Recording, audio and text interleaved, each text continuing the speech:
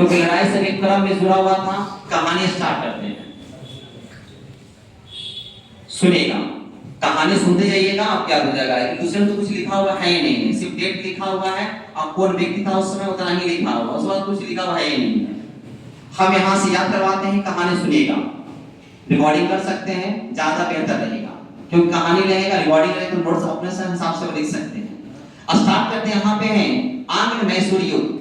हमने एक पढ़ लिया था, आज पढ़ेंगे 2, 3 और 4। सब कुछ यहाँ पर हमने एरिया को देखा था।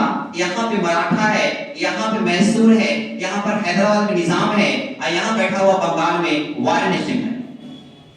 यहाँ पर स्थिति भारत का है। दूसरी जगह की बात करेंगे अमेरिका में, तो अमेरिका में स्वतंत्रता संघर्ष हो रहा है।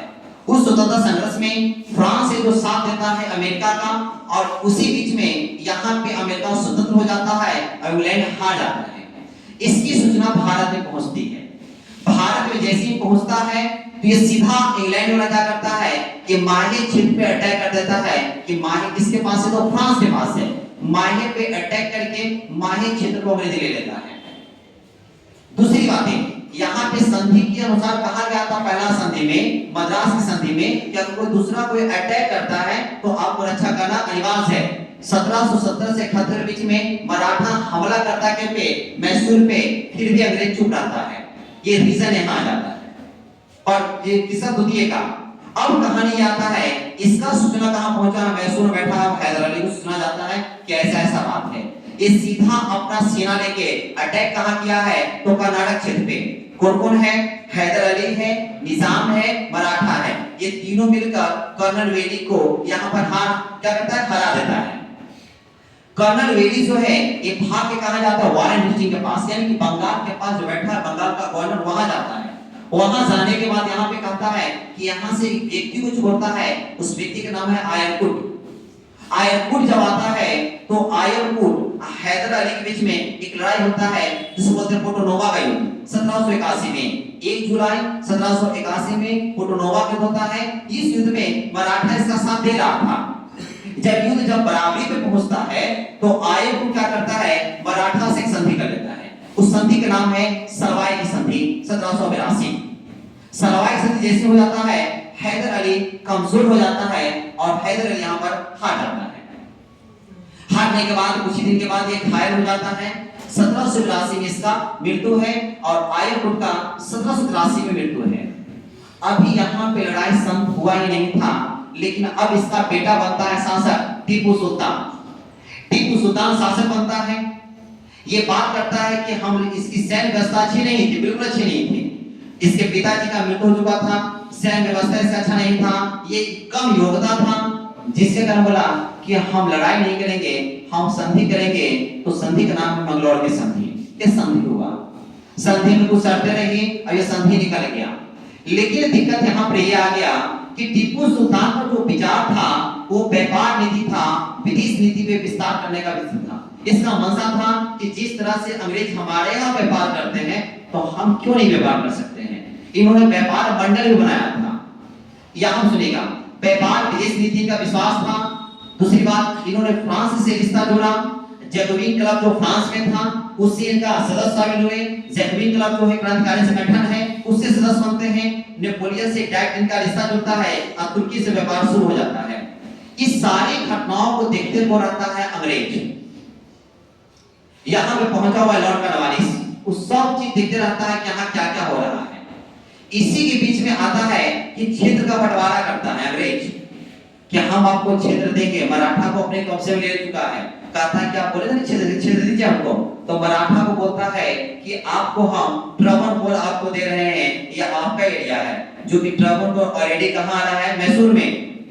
ये बेच रहा था अंग्रेज, है किसका, टीपू सुल्तान का। टीपू सुल्तान को ये बात पता चलता है और टीपू सुल्तान क्या करता है, यहाँ से अटैक करता है ट्रावणकोर पे। जैसे अटैक करता है, टीपू सुल्तान बेचारा अकेले है। इसके विपक्ष में निजाम है, मराठा है और अंग्रेज है। टीपू सुल्तान का हार हो जाता है। हारने के बाद ये संधि कर लेता है तुरंत। ये संधि की बात करेंगे तो श्रीरंगपट्टनम में संधि हो जाता है। इसमें कहा जाता है कि 3 करोड़ रुपया दो, अब आधा राज दो। ये बेचारा दे दा के चुप रहता है। लेकिन यहाँ पे क्षेत्र का बंटवारा फिर कर रहा है अंग्रेज। मराठा बोल रहा है कि हमको बोले थे क्षेत्र दीजिए, हमको निजाम बोला था हमको भी दीजिए। इसी बीच में अंग्रेज आता है, बैठा कौन है करवालिस। अंग्रेज कहता है कि हमको मारवाड़ टट्ठों को दे दो, डिंडीगुल हम लेंगे, अब 12 महल लेंगे।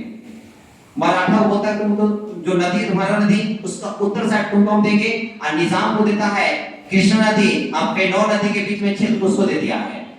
ये वो क्षेत्र है तो भद्रा और कृष्णा वो क्षेत्र है जिसमें ऑलरेडी एक दूसरे से लड़ाई होता रहता था, मराठा चाहे निजाम को। इसी के बीच में कहता है करवालिस कि हम अपने विरोधी को पूरी तरह से बर्बाद किए हैं, जो मेरा साथ भी दिया है उसको भी हम ज्यादा विस्तार करने की मौका नहीं दिए हैं। वही बात यहाँ पे कर देता है लॉर्ड करवालिस। सब कुछ बढ़िया था। इसी बीच में लॉर्ड वेलेस्ली आता है और यहाँ पे सहायक संधि बुलाता है। सहायक संधि का मतलब है कि वहां पे ऊपर से बाह्य रूप से जो मेन नेतृत्व करेगा वो कौन करेगा, अंग्रेज करेगा। सहायक संधि तंत्र में राज्यों को मिलाने काम करता है। पहला लेटर जाता है निजाम के पास अर्थात हैदराबाद के पास, हैदराबाद हाँ बोलते रहता है और सहायक संधि में शामिल हो जाता है। दूसरा लेटर जो है ये मैसूर के पास है। किसके पास, मैसूर के पास। मैसूर में बैठा कौन है, टीपू सुल्तान। वो ना कहा देता है कि हम शामिल होने वाले इसमें नहीं है, आपको जो करना है कीजिए। टीपू सुल्तान के पास लेटर पहुंचता है, टीपू सुल्तान ना बोलता है, हमला कर देता है। जैसे हमला करता है तो टीपू सुल्तान का मृत्यु हो जाता है चौथा में, डेट का भी 1799 में। यहाँ पे मृत्यु हो चुका है, बिना संधि का लड़ाई खत्म हो चुका है। इस तरह से चौथा आंग्ल मैसूर भी समाप्त हो जाता है। अब पूर्ण रूप से बंगाल पे, कर्नाटक पे, मैसूर पे जितना क्षेत्र देते हैं वो लगभग एरिया पे शासन किसका है, टोटल एरिया किसका है, तो अंग्रेज का शासन हो चुका है और टीपू सुल्तान का मृत्यु हो चुका था। ये हम पढ़ रहे थे यहाँ पे 1 2 3 4 पढ़े थे आंग्ल मैसूरी। उम्मीद करते हैं समझ में आया होगा। ये जितना हो रहे ना इस सब कहानी सुनते रहिएगा, खास कर बीपीएससी में देना